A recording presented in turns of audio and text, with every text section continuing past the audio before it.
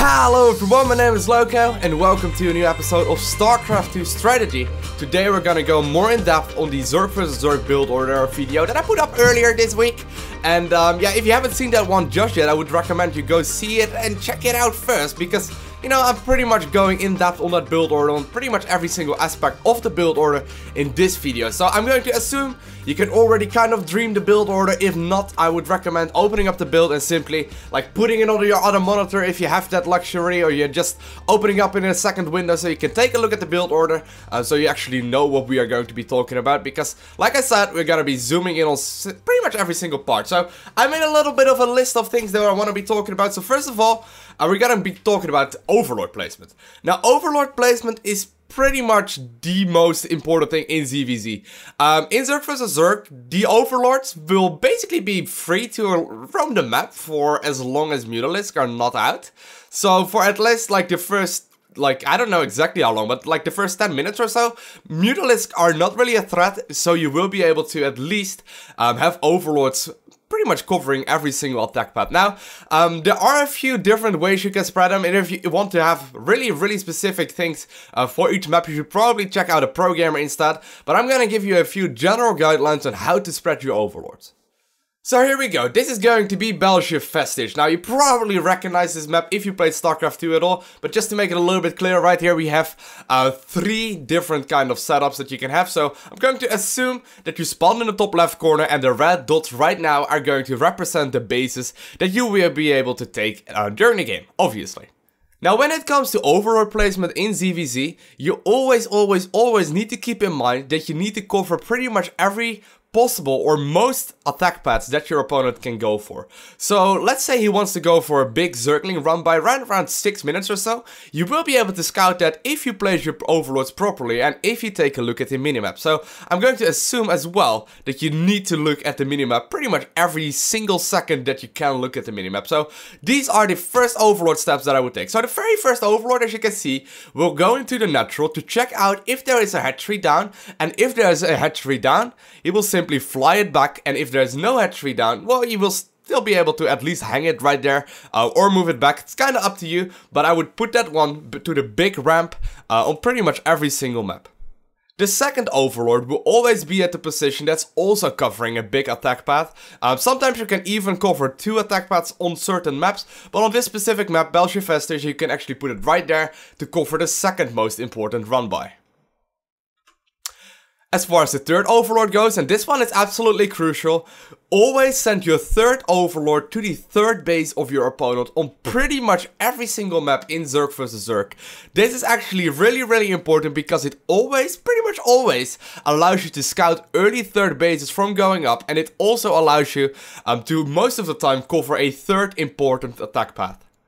Now, as far as the rest of the Overlords go, I would usually put those in kind of a mirrored position on my side of the map to see any kind of big run-bys on my side of the map. So let's say he wants to morph a few Banelings, I will pretty much be on top of those if I manage to put my Overlords in the position that I'm pointing at right now on the map. But this is really dependent per map, and I'm not really completely set on those just yet on this specific map. But this is a general guideline that should help you out position your Overlords properly. Okay, so to sum it up once more, always put your Overlords on really important attack paths, and imagine if you were gonna do a rush, where would the Zerglings run by, or the Roaches run by, and put your Overlords simply on an attack path where they might be coming from. Now for the second part, we will need to jump into a game. Okay, so the first thing we're gonna be discussing is the placement of this Baneling nest right here and the Spore Crawler right behind it. Why would you ever put it like this? It doesn't make much sense when you first think about it, because obviously you're gonna make your buildings a lot more vulnerable, and the Spore Crawler behind it will not be able to be as effective, right? Well, the thing is with this building placement right here is that it basically puts your Spore Crawler at a little bit of a coverage. So let's say your opponent wants to go for a big Zergling Baneling attack. What this positioning allows you to do is simply not have as many Zerglings surrounding the Spore Crawler.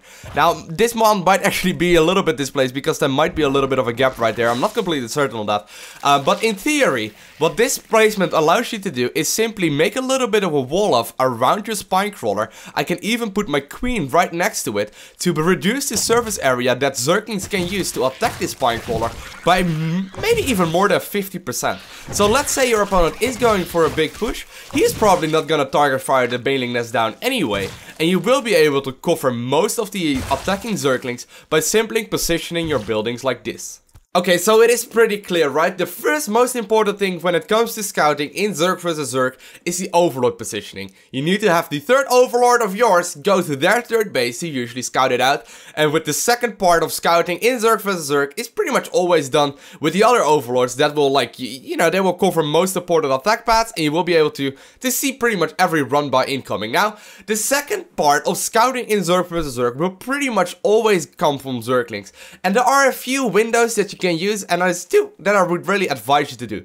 First of all, the first scouting window in Zerg vs Zerg for Zerglings is gonna come right when the spawning pool finishes. Why? Because when you make a set of Zerglings right when the spawning pool finishes, you will be able to get into the main base of your opponent before any kind of Spore Crawler is out. If you wait like half a minute or so and you then make a set of Zerglings, most of the time when you arrive there will be a Spore Crawler poking at you, you still have slow Zerglings, and you will not be able to get into the main base, and you will not be able to scout pretty much anything. Now, this is one of those windows that you can use sometimes that is not really absolutely crucial, but the second window is one that I would always recommend you to do. And that is when you throw down your Baneling nest, make 2 sets of Zerglings. Now, the first set, we are not going to go over that just yet, but the second set that you're making right there is for scouting. Now, the reason for those is that when you start your first 100 gas and you use the first 100 gas for Zergling speed, and the second 50 gas you use for a Baneling nest and a Spore Crawler, if you actually make a set of Zerglings right at that point and you send them across the map, what will happen magically is that Zergling speed finishes up right when you get on your opponent's side of the map. This is an absolutely crucial timing because, like I mentioned, there will be a Spore Crawler up in most cases for your opponent and you will not be able to scout unless you have Zergling speed. So the big second window of Zergling scouting is pretty much always right when Zergling speed finishes, and in order to do that, you will need to actually make a set of Zerglings when you throw down the Baneling nest, and you will be able to run those across the map, have Zergling speed finish up, and instantly run into the main base of your opponent. So this is an example game that I played recently, and as you can see, I made 1 set of Zerglings that I used for scouting purposes when I threw down my Baneling nest on my Spore Crawler. Now, as you can see, they are just walking around on my opponent's side of the map, passing his watchtower, and as you can see, right around now, for whatever reason, there's a drone right there, but as you can see right there, Zergling speed finishes, and I will be able to run into the main base of my opponent pretty much 100% of the time, and I will be able to scout out pretty much everything that my opponent is up to, simply because I know that I will be able to do so. Okay, so we covered the Overlord placement, the building placement, and the Zergling scout timings. Now, pretty much the last thing to do is what do we do with the second set of Zerglings that you make? Well, I always tell you to make 2 sets of Zerglings, so 1 for scouting purposes, like we just saw, and the second set that you make, I did not mean to point my middle finger at you, but the second set of Zerglings that you make, what you're gonna do with those is pretty much nothing. Okay? That is it. You put them on your ramp, and you don't do anything for them. You just sit them there, and you're just gonna leave them there.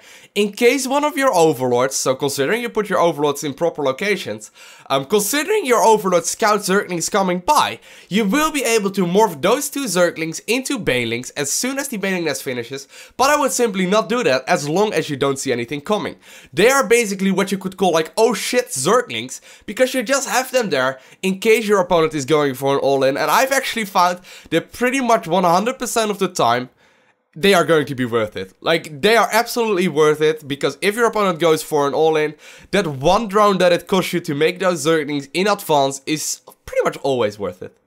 Now, the last thing that we will also need to discuss is, let me have a look at it really quickly, is changing your build order considering what you scouted. So let's say you go for the Zergling scout timing as soon as Zergling speed finishes. There are a bunch of things that you could see at that point. For example, you could see all the gases going down and a lair. Well, if that is the case, it is going to be a relatively old school build order, because that means your opponent is most likely gonna go for a lair really quickly. You will see the lair going down, and you will also see probably a quick spire, even though you don't have any Zerglings to scout it out. But considering you saw the quick lair and like a lot of gas going down, you will most of the time be able to assume that it's gonna be Mutalisk, and in that case, you will be able to just flat out counter his build order by making the Zergling push that we actually talked about in part number 1. Now, another option that your opponent might be going for is that you get into the main base and you recognize, oh shit, my opponent is also going for the +1/+1 Zergling style. What should I do to fix this?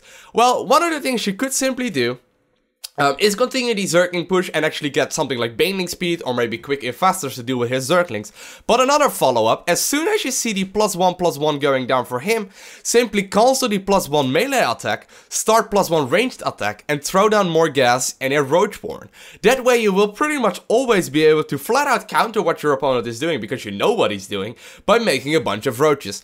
Just keep in mind whenever this happens that you need to play it pretty safely, because, you know, in small amounts, like small amount of roaches will get countered quite easily by +1/+1 Zerglings, but if these Zerglings will not be able to surround like a whole lot of roaches anymore, the roaches will be far superior. So that is one of the things that you could do. Another thing that you could do is simply scout with the 3rd Overlord that you sent to that 3rd base that he's going for a ridiculously quick 3rd hatchery, and you can just make stuff and kill him. And most of the time in that case, it is actually better to go for the natural and the main base, because the 3rd base isn't really that valuable to him anyway. Now, other than that, I don't think there's too much else to cover right here, but if you might have any questions, just put them in the comment section below and I would love to help you out. But hopefully this will cover most of the problems that you have been facing in Zerg vs Zerg. I want to thank you guys all for watching. Have an amazing day. Do not forget to smile and hit the like button if you enjoyed it, hit the favorite button if you really enjoyed it, and if you want to see more, don't forget to subscribe. Bye!